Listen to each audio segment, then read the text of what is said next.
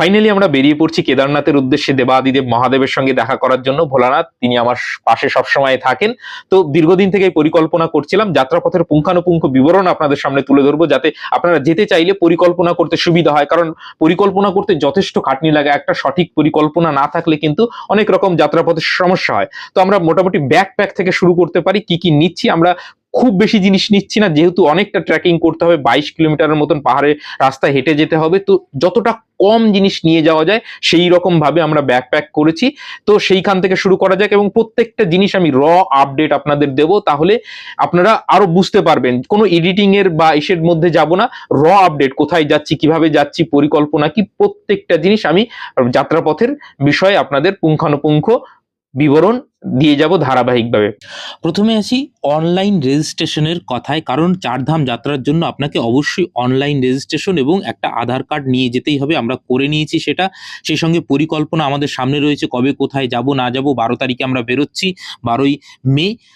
তো সেই পরিকল্পনা, কোন ডেটে কোথায় থাকবো না থাকবো, একটু শুকনো খাবার, সেই সঙ্গে আমার কিছু খুচরো পয়সা, কারণ তীর্থে যেতে গেলে খুচরো পয়সাটা কিন্তু অত্যন্ত প্রয়োজনীয় হয়ে পড়ে। এবং ওষুধপত্র তো অবশ্যই, কারণ সুস্থভাবে ফিরে আসতে গেলে ওষুধপত্র কিন্তু আপনার অবশ্যই লাগবে। যেগুলো ক্রিম, কলগেট এবং অনলাইন ভিডিও করার জন্য যে সমস্ত গ্যাজেট, সেগুলো আমি সব মোটামুটি ঠিকঠাক করে নিয়েছি। কাপড়, গরম কাপড় নিয়েছি, এবং খুব সংক্ষেপে এইটুকুই, বেশি না। যাই হোক, আমি ফাইনালি বেরিয়ে পড়লাম আমার হোস্টেল থেকে, ইউনিভার্সিটি থেকে, যাদবপুর থেকে। তো যাই হোক, এই মুহূর্তে আমরা যাদবপুর স্টেশনে রয়েছি, এবং ইতিমধ্যেই ক্যানিং লোকাল চলে এসছে। লোকাল ধরে আমরা চলে যাব শিয়ালদাতে। শিয়ালদা থেকে আমরা রাজধানী এক্সপ্রেস ধরবো এবং দিল্লির উদ্দেশ্যে রওনা দেব। এই মুহূর্তে আমি শিয়ালদায় নেমে গিয়েছি, এবং এই রাজধানী এক্সপ্রেস 13 নম্বরে দিয়ে দিয়েছে, একটু এগিয়ে যেতে হবে। এইটা হচ্ছে আমার কোচ B8 আপার পড়েছে, এবং আমি জাস্ট ঢুকছি।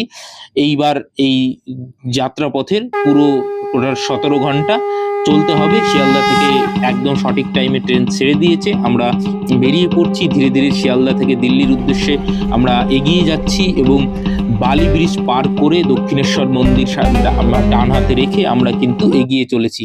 একটু পরেই আমাদের জন্য টিফিন চলে আসলো, এবং রাজধানীতে যেরকম টিফিন দেয় সেরকম, এবং চা ফাইনালি চলে আসলো। একটু চাও খেয়ে নিলাম, যদিও আমি দুধ চা খাই না। তো যাই হোক, রাতের খাবারও চলে এসছে। রুটি দিয়েছে, সেই সঙ্গে একটু রাইস দিয়েছে, চিকেন দিয়েছে, আর এইদিকে ডাল এবং আলু পটল ভাজি দেখতেই পাচ্ছেন।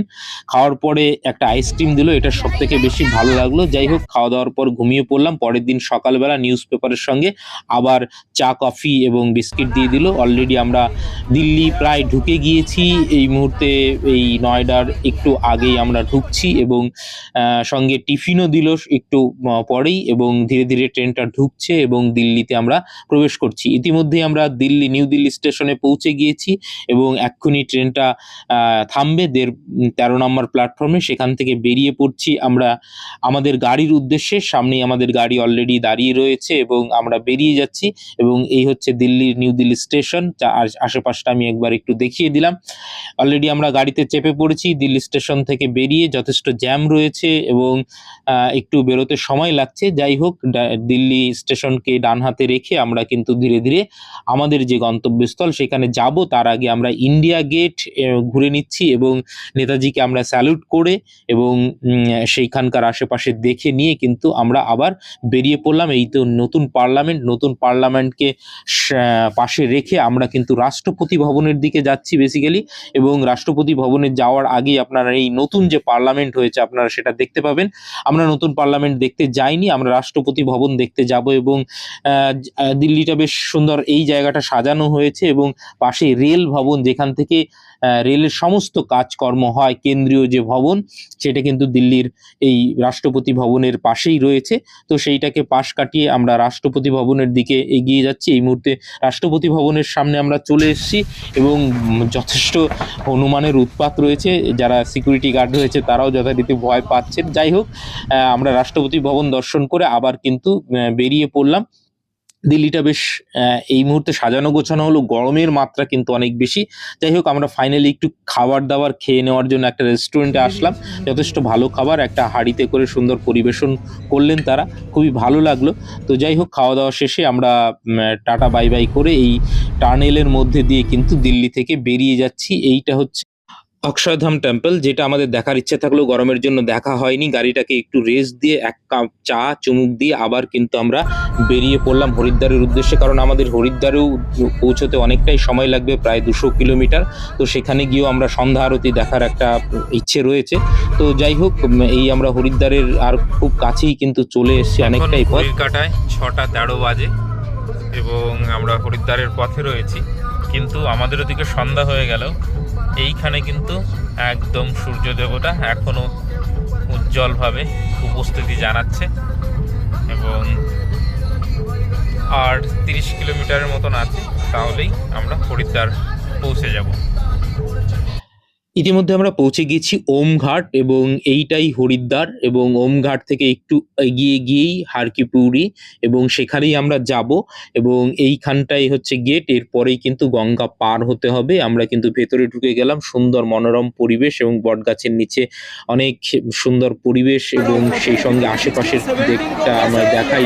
এই সন্ধ্যা আরতি হচ্ছে, চারিদিকটা এত সুন্দর লাগছে, এত মানুষের সমাগম অসাধারণ, সত্যি মানে জাস্ট বলে বোঝানো যাবে না। সেই সঙ্গে এই গঙ্গা মায়ের মন্দির পাশে, এবং পাশে অসংখ্য মন্দির, এখানে দেবভূমি বলা হয়, বুঝতেই পারছেন। এই সন্ধ্যা আরতির সময় দেখতেই পাচ্ছেন প্রচণ্ড ভিড়, গঙ্গার এপার ওপার দুপার মিলেই কিন্তু আমরা খুব সুন্দর উপভোগ করলাম। ফাইনালি আমরা হোটেলে ব্যাগ রেখে কিন্তু বাজারটা একটু আশেপাশে দেখার জন্য বেরিয়ে পড়লাম, একটু চারিপাশটা ঘুরে দেখলাম, এবং ফাইনালি আমরা গাড়ি ঠিক করার জন্য কিন্তু চলে আসলাম এই হরিদ্বারের যে রেলওয়ে স্টেশন সেইখানে। এবং এইখান থেকে কিন্তু আমরা আগামী দিনের জন্য গাড়ি ঠিক করে নিলাম, এইখান থেকে, এই বাঁ পাশ থেকেই।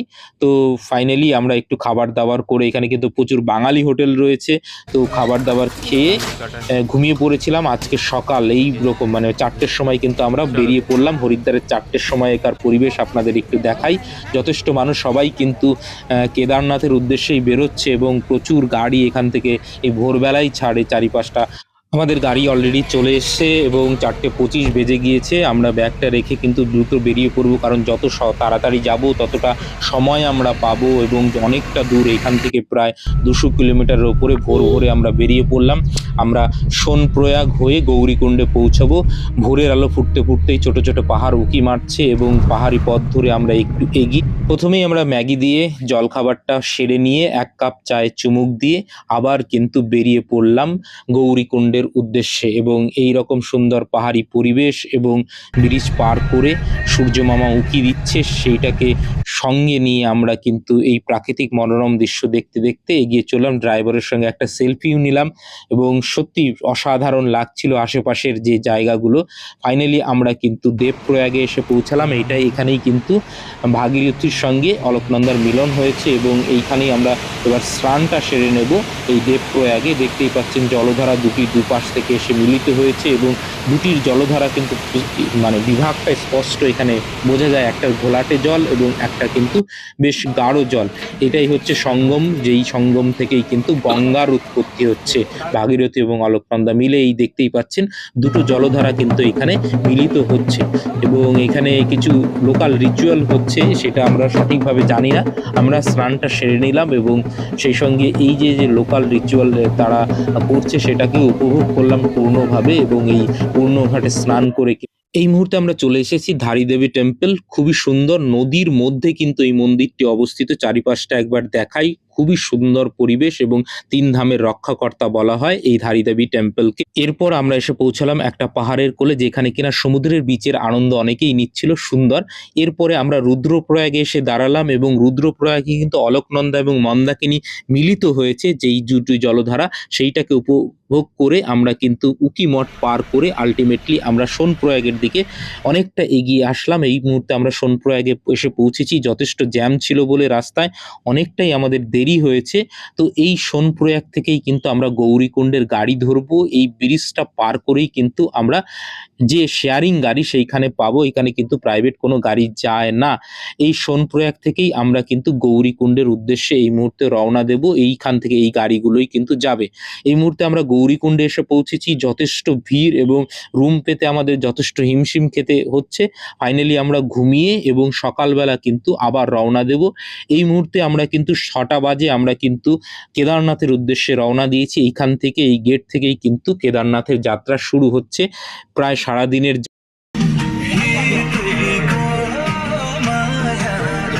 এইভাবেই কিন্তু গান শুনতে শুনতে পালকিতে চড়ে বহুজন মানুষ যাচ্ছেন, কেউ ঘোড়ায় যাচ্ছেন, আমরা কিন্তু পায়ে হেঁটে যাচ্ছি এদের সঙ্গেই।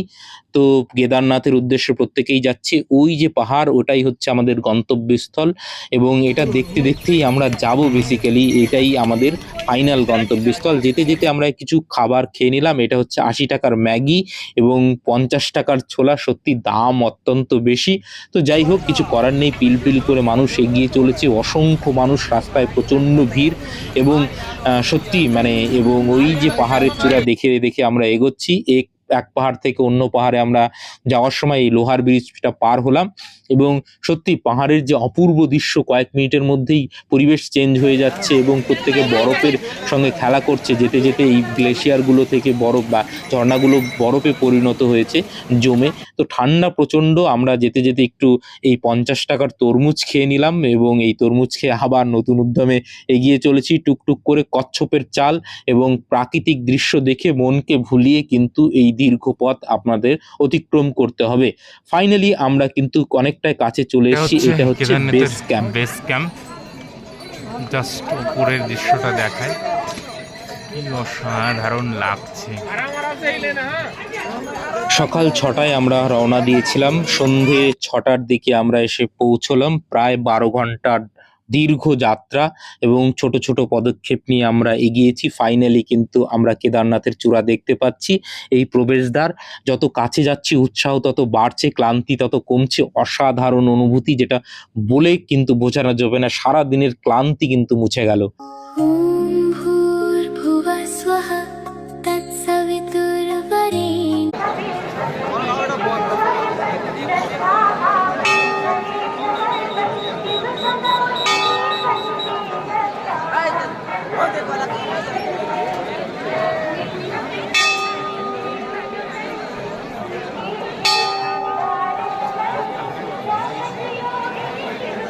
ঠিক সন্ধ্যা আরতি শুরু হওয়ার আগে ৬টার সময় আমি কেদারনাথের আশেপাশটা আপনাদের একবার দেখিয়ে দিলাম।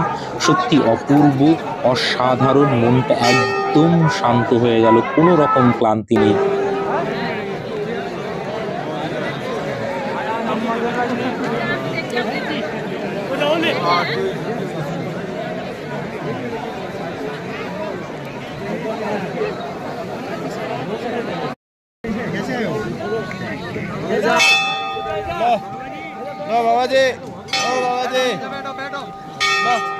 ইনি হচ্ছেন রুদ্রাক্ষ বাবা এবং ঝুলি থেকে বের করে অনেকেই রুদ্রাক্ষ দিচ্ছিলেন, অনেকে চেয়ে নিচ্ছিলেন। আমাকে এমনিতেই দিলেন, সবাই হাত পাচ্ছিল, সবাইকেই দিচ্ছিলেন যারা যারা হাত পাচ্ছিল এবং আশীর্বাদ করছিলেন। তো এনাকে কুম্ভ মেলায় অনেকে দেখে থাকতে পারেন, প্রচুর রুদ্রাক্ষর মুকুট পরে এবং গায়ে রুদ্রাক্ষ পরে। তো যাই হোক, এই মন্দিরের সামনে এই সন্ধ্যা আরতির সময় প্রচণ্ড ভিড়, সবাই বসে আছে এবং চারিপাশটা অতীব সুন্দর লাগছিল। এবং এইটা মন্দিরের সাইড থেকে আপনাদের দেখাচ্ছি। জাস্ট পরের দিন সকালে রোদ মন্দিরের ওপর পড়েছে এবং ডান দিকে ভীমশিলা, যেটা আপনারা দেখতে পাচ্ছেন, ওখানেও কিন্তু প্রচুর মানুষ এবং সাধু সন্তরা বসে রয়েছেন। এটা আমি পিছন থেকে মন্দিরে দেখাচ্ছি, পিছনের থেকে চূড়াটা যেভাবে দেখা যাচ্ছে। তো বেশ চারপাশটা কিন্তু অসাধারণ। পরের দিন সকালবেলা আমরা কাল ভৈরবের মন্দিরে পুজো দিতে গিয়েছিলাম। এইটা কিন্তু কেদারনাথ থেকে ৫০০ মিটার উপরে। উপর থেকে আমি কেদারনাথ ভ্যালিটা আপনাদের একবার দেখাচ্ছি। এটাই হচ্ছে বেস ক্যাম্প। এখানেই আমরা রাত্রে ছিলাম এবং প্রত্যেকে এখানে এসেই থাকে। তো এইখানে এখন প্রচুর জনবসতির মতন একটা জায়গা হয়ে গিয়েছে। এই আশেপাশের পাহাড়গুলো কিন্তু শুভ্র বরফে কিন্তু ঢাকা থাকে। এবং আমরা এবার নিচে নেমে যাব এবং সেইখানে আমরা আদিগুরু শঙ্করাচার্যের যে সমাধি, সেইখানে এসে পৌঁছেছি। আমি জাস্ট শঙ্করাচার্যের ওই সমাধিস্থলে বসে ভাবছিলাম সেই সময়, আজ থেকে ১২০০ খ্রিস্টাব্দ আগে, কি করে একজন মানুষ এই দুর্গম পথ অতিক্রম করে এইখানে এসে পৌঁছেছিলেন। আর সম্ভবত তিনি মন্দাকিনীর যে নদীর গতিপথ, সেইটাকে অনুসরণ করে সেই সময়কার মহাপুরুষরা এই জায়গায় এসে পৌঁছেছিলেন এবং মন্দাকিনীর এখান থেকেই কিন্তু উৎসস্থল, এবং এই উৎসস্থলে এসে তিনি দেহত্যাগ করেছিলেন। এবং তিনি অল্প বয়সে মারা গেলেও ভারতীয় সনাতন সংস্কৃতির ইতিহাসে কিন্তু তিনি একটা কি বলবো মাইল ফলক, এবং তার যে দৃঢ় প্রতিজ্ঞা তার ফলেই কিন্তু এই সনাতন ধর্মের এত ব্যাপক বিস্তৃতি।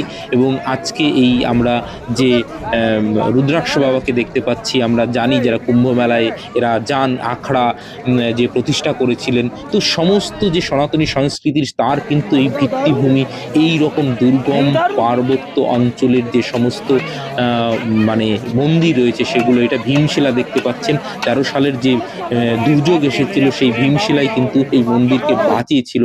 তো যাই হোক, এই হচ্ছে পুরো বর্ণনা দিলাম আমাদের আগমনের, এবং এইটা হচ্ছে মন্দাকিনীর উৎসস্থল। এইখান থেকেই কিন্তু মন্দাকিনী শুরু হচ্ছে। সত্যি অসাধারণ লাগছিল, ভাবতেও অবাক লাগছিল যে সত্যি আমরা এখানে এসে পৌঁছেছি, এবং চারিপাশের যা পরিবেশ সত্যি দেখে মানে ছবিতে তো সম্পূর্ণ বোঝানো সম্ভব নয় তার যে সৌন্দর্য, প্রকৃতি যে কত সুন্দর হতে পারে সেইটা এইখানে না আসলে কিন্তু বোঝা যাবে না।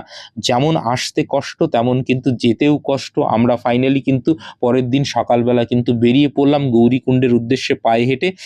যেতে যেতে আমরা শর্টকাট নিয়েছিলাম, এবং সেইখানেও কিন্তু দুর্গম পথের মধ্যে দিয়ে এইরকম বরফের চাদরের ওপর দিয়ে আমরা হাঁটছিলাম, জাস্ট ভাবা যায় না, কল্পনা করা যায় না। এই দেখুন কিভাবে বরফের নিচ থেকে গ্লেশিয়ারের মতন করে মানে বরফ গলা জল বেরিয়ে আসছে, এবং একটা নদীর সঙ্গে মিলিত হয়ে এরাই কিন্তু পরে বিরাট গতিধারা পরিণত হবে। এই রকম সুন্দর প্রাকৃতিক পরিবেশের মধ্য দিয়ে কিন্তু আমরা এগিয়ে চলেছি, এবং ফেরার পথটা সত্যি যেরকমটা মন খারাপ ছিল, এবং এই প্রাকৃতিক দৃশ্যগুলো দেখতে দেখতে কিন্তু মনটাও ভালো হয়ে যাচ্ছে।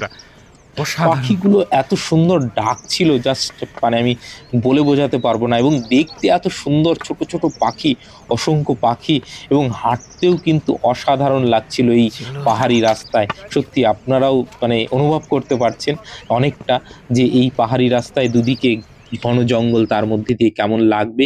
সেই সঙ্গে এইরকম মাঝে মধ্যেই বরফ জমে রয়েছে ঝর্ণাগুলোতে।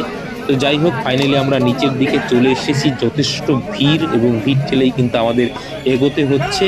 আলটিমেটলি আমরা কিন্তু গৌরীকুণ্ডে প্রায় পৌঁছে গিয়েছি। গৌরীকুণ্ডে কিন্তু প্রচণ্ড ভিড়, এবং রাস্তায় চলাচল সত্যি খুবই কষ্টসাধ্য। এইখানে দেখতেই পাচ্ছেন কেমন জ্যাম লেগেছে। তো আমরা ফাইনালি জ্যামকে পাশ কাটিয়ে হরিদ্বারের উদ্দেশ্যে রওনা দিলাম। রাত অনেকটা হয়ে গেছে, 8টার মধ্যে পৌঁছানোর কথা থাকলেও আমরা ভোর 3টে বেজে গেল এই হরিদ্বারে পৌঁছতে পৌঁছতে জ্যামের কারণে। ফাইনালি একটা হোটেল আমরা পেলাম, এবং একটু বিশ্রাম নিলাম, কারণ অনেকটা কষ্ট হয়েছে নেমে আসতে, তার উপরে জ্যামে এতটা সময় নষ্ট হয়েছে, কিছু করার নেই। তো যাই হোক, একটু ঘুমিয়ে নিলাম। পরের দিন সকালবেলা হরিদ্বারটা আমরা ভালো করে ঘুরলাম। এইখানে মনসা দেবীর টেম্পল রয়েছে, আমরা রোপওয়েতে করে কিন্তু মনসা দেবীর টেম্পল বা মন্দিরে এসে পৌঁছলাম মনসা দেবীর দর্শন করে। এটা কিন্তু হরিদ্বারের মধ্যে যথেষ্ট উঁচুতে, অনেকটা উঁচুতে।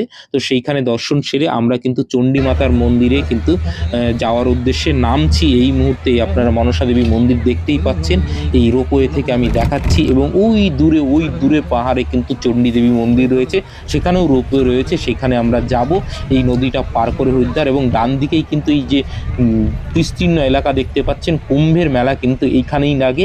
এই অঞ্চলেই কিন্তু কুম্ভ যখন স্নান হয়, পূর্ণ কুম্ভ, তখন কিন্তু এখানেই মেলা লাগে। হরিদ্বারটা আপনার ওপর থেকে দেখতে পাচ্ছেন, গঙ্গার তীরে সুন্দর একটা পরিবেশ।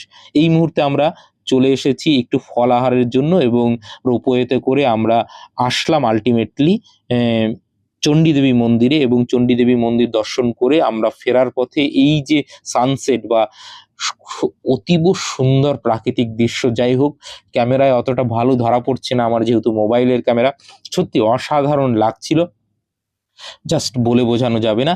এরপরে আমরা গঙ্গার তীরে এসে এই যে হারকিপুরি যে গেট, সেইখানে একটু সময় কাটালাম। তারপরের দিন আমরা মন্দির দর্শন করে কিন্তু খাওয়া দাওয়া করে বাজারটা ঘুরে কিন্তু আমরা কিন্তু এবার হোটেলে ঘুমাতে যাব। পরের দিন কিন্তু স্নান করে আমাদের বেরোনোর পালা। তো খেয়ে নিলাম রাত্রের খাবার খেয়ে। পরের দিন সকালবেলা আমরা হারকিপুরি যে ঘাট, সেইখানে স্নান করে, পুণ্য স্নান করে কিন্তু আমরা এবার দিল্লির উদ্দেশ্যে রওনা দেব। তো এইখানে আমরা ছোলে কুলচে, ওইখানকার স্থানীয় খাবার, আমরা সেটা একটু টেস্ট করে দেখলাম। ফাইনালি আমাদের গাড়ি চলে এসছে, আমরা কিন্তু বেরিয়ে পড়লাম। দিল্লি যাওয়ার পথে আমরা খাবার দাবার রাস্তায় সেরে নিলাম, যথেষ্ট ভালো খাবার ছিল এবং সুস্বাদু ছিল। তো খাবার সেরে আমরা কিন্তু দিল্লিতে পৌঁছে গেলাম এবং প্রথমেই আমরা রাজঘাট গেলাম, যেখানে কিন্তু গান্ধীজির সমাধি রয়েছে এবং ইন্দিরা গান্ধী এবং রাজীব গান্ধীরও সমাধি রয়েছে। সমস্ত কিছু পরিদর্শন করে যথেষ্ট গরম রয়েছে, আমরা কিন্তু আবার গাড়িতে করে বেরিয়ে পড়লাম লাল কেল্লার উদ্দেশ্যে। আমরা এবার কিন্তু যাব লাল কেল্লায়। এই মুহূর্তে আমরা লাল কেল্লার সামনে দাঁড়িয়ে রয়েছি এবং প্রচণ্ড গরম, ৪৯ ডিগ্রি তাপমাত্রা, কিছু করার নেই, পুড়ে যাচ্ছে। তার মধ্যেও আমরা কিন্তু একটু ভেতরে আসলাম। হাতির দাঁতের এই জিনিসটা দেখে, দাম শুনে তো আমি জাস্ট অবাক। তো যাই হোক, এইটা হচ্ছে দেওয়ানি আম এবং এটা হচ্ছে দেওয়ানি খাস, এগুলো সবটাই কিন্তু রেড ফোর্টের ভেতরে। এবং এটা মামো তাজমহল, এটা তাজমহল নয় কিন্তু মামো তাজমহল। এবং বাইরে এসে আমি আপনাদের একটু বাইরেটা দেখাই। এখান থেকেই কিন্তু প্রতি বছর প্রধানমন্ত্রী আমাদের পতাকা উত্তোলন করেন। তো এই আশেপাশটা আমি একবার আপনাদের দেখিয়ে দিই। যথেষ্ট রোদ রয়েছে, মানে ৬টা বেজে গিয়েছে, তারপরেও এতটা গরম রোদ, কিছু করার নেই। আমরা কিন্তু এই মুহূর্তে চলে আসলাম দিল্লি স্টেশনে। রাইট টাইমেই আমাদের ট্রেন কিন্তু চলে এসেছে, দুরন্ত এক্সপ্রেস। এবং এইটা কিন্তু বিকানের শিয়ালদা দুরন্ত এক্সপ্রেস, রাইট টাইমে কিন্তু ছাড়ার কথা। তো আমরা অলরেডি উঠে পড়লাম ট্রেনে, রাইট টাইমে ছেড়ে দিল ট্রেন এবং আমরা এবার কিন্তু বাড়ির উদ্দেশ্যে রওনা দিচ্ছি। সন্ধ্যাবেলার চা জলখাবার দিয়ে গেল। এবং রাজস্থানের এইটা কিন্তু একটা খাবার, যেইটা কিন্তু একজন কাকু আমাদের দিলেন। এইটা কিন্তু বাজরা দিয়ে তৈরি। তো আমি প্রথম খেলাম জীবনে। পরবর্তীতে রাতের যে খাবার সেগুলো খেয়ে দিয়ে আমরা কিন্তু ঘুমিয়ে পড়লাম রাতে। সকালবেলা উঠে এইরকম প্রাকৃতিক দৃশ্য দেখতে দেখতে কিন্তু আমরা এগিয়ে চলেছি। এটা কিন্তু বিহারের একটা জায়গা। এবং সকালবেলা টিফিন এবং জল খাবার সমস্ত কিছু সেরে নিয়ে কিন্তু আমরা ট্রেনের মধ্যে অপেক্ষা করছি কখন আমরা শিয়ালদাতে নামবো। এই মুহূর্তে আমরা কিন্তু অনেকটাই চলে এসেছি, বেঙ্গলের মধ্যে প্রায় ঢুকে গিয়েছি এবং আমরা শিয়ালদা স্টেশনে নেমে পড়লাম। এবার লোকাল ট্রেন ধরে আমার যাদবপুরে যাওয়ার পালা। ফাইনালি কিন্তু আমরা কিন্তু যাদবপুরের মধ্যে এসে পৌঁছলাম এবং আমাদের যাত্রা, এই ৯ দিনের যাত্রা কিন্তু ফাইনালি শেষ হলো। সত্যি দুর্দান্ত একটা এক্সপিরিয়েন্স। এবং আপনাদের কেমন লাগলো নিশ্চয়ই বলবেন। এই আমার ফাইনাল ডেস্টিনেশন, যেখান থেকে শুরু করেছিলাম সেখানে এসে পৌঁছালাম। এত সুন্দর অভিজ্ঞতা এবং সত্যি সবকিছু মিলেমিশে দারুণ গিয়েছে। কোনো রকম কোনো শরীর খারাপ হয়নি আমাদের এবং সমস্তটা এনজয় করতে পেরেছি। সঠিকভাবে পরিকল্পনা করার জন্যই কিন্তু আমাদের এত সুন্দর একটা মানে যাত্রা কমপ্লিট হলো। এই ৪ ধামের মধ্যে একটা ধাম। পরবর্তী সময় আমরা নিশ্চয়ই আবার যাব। তো আপনার কেমন